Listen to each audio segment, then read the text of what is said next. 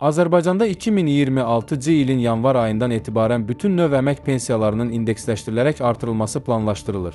Bu barədə Milli Məclisin deputatı Vüqar Bayramov məlumat verib. Onun sözlərinə görə artımlar ölkə qanunvericiliyinə uyğun şəkildə həyata keçiriləcək və bu proses təxminən 1 milyon 100 min pensiyaçını əhatə edəcək.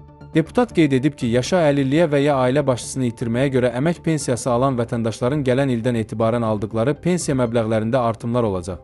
Bu məsələ artıq 2026-cı ilin dövlət büdcəsi layihəsində də öz əksini tapıb və hökumət sosial təminat sahəsində əlavə maliyyə vəsaitləri ayırmağı planlaşdırır.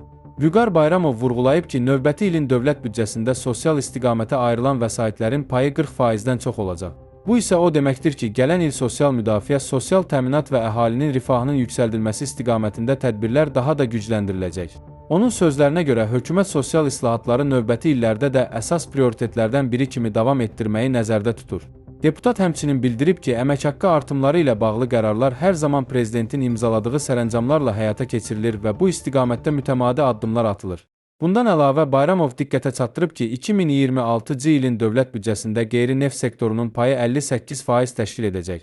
Bu isə büdcə gəlirlərində qeyri-neft sektorundan daxil olan vəsaitlərin neft sektorundan daha çox olacağı anlamına gəlir.